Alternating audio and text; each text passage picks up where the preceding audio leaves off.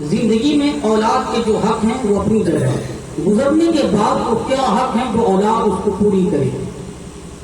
اب اسے بہت اہم بات ہے، حضور نے اولادوں کو کیا نصیحت فرمائی ہے، کیا پیغام شریعت ہے، کیا پیغام نبی ہے۔ آپ دیکھیں حضور نے صحابی کو کہا، میرے صحابی ماں باپ کے گزرنے کے بعد 5 حق اولاد پر ہے تو اس کو وہ پورا کرے۔ پہلا الصلاۃ علیہما، ماں باپ میں سے کوئی بھی گزرے ان کی نماز جنازہ پڑھے،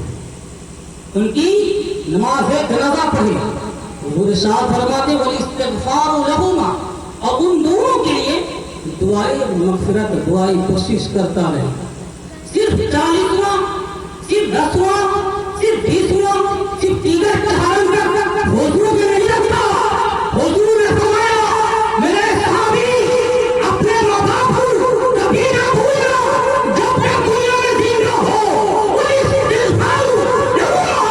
ان کی بخشش کی دعا کرنا، ان کی گناہ کی معافی کے لیے دعا کرتے رہنا، ان کی بخشش کی دعا کرتے رہنا، اے اللہ میرے ماں باپ کو بخش دے۔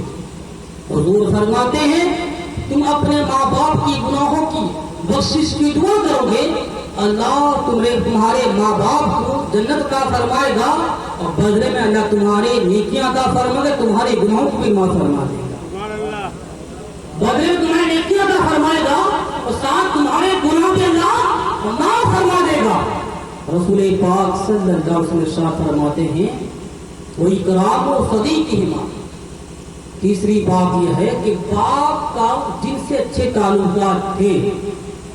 ماں کا جن سے اچھے تعلقات تھے، ان کے دوستوں کا لحاظ رکھو، وہ جس کے ساتھ عقیدت و محبت کا معاملہ کرتے تھے تم بھی ان کے ساتھ عقیدت و محبت کا معاملہ کرو۔ ماں کی سہیلی، ماں کی دوست ہوتی ہیں، باپ کے جو دوست ہوتے ہیں ان کے ساتھ بھی محبت کا معاملہ رکھو، ان کے ساتھ جب تم اچھے برتاؤ کرو گے تمہارے ماں باپ خوش ہوں گے۔ چوتھی بات حضور فرماتے ہیں وَإِنْفَاذُ عَهْدِهِمَا، وہ ماں باپ جو گزر گئے جو وعدہ کر چکے ہوں ان کے وعدے کو پورا کرو، ان کے وعدے کو پورا کرو، وہ جو وعدہ کر گئے ہیں، جو وصیت کر گئے ہیں اس کو تم پورا کرو۔ پانچویں بات آقا کریم رؤوف رحیم صلی اللہ علیہ وسلم ارشاد فرماتے ہیں صلۃ الرحم لا تصل الا بہما، ان کے ساتھ تم رشتے مضبوط رکھو جن کے رشتے ماں باپ کے حوالے سے ہیں، یعنی باپ کے رشتے میں جتنے آتے ہیں، باپ کی بہنیں، تمہاری پھوپھیاں، تمہارے چاچا، ماں کے رشتے میں جتنی خالائیں آتی ہیں، ان تمام رشتوں کا بھی اسی طرح لحاظ رکھو جس طرح تمہارے باپ کے زندگی میں وہ رشتے سلامت تھے، ان رشتوں کو سلامت رکھو۔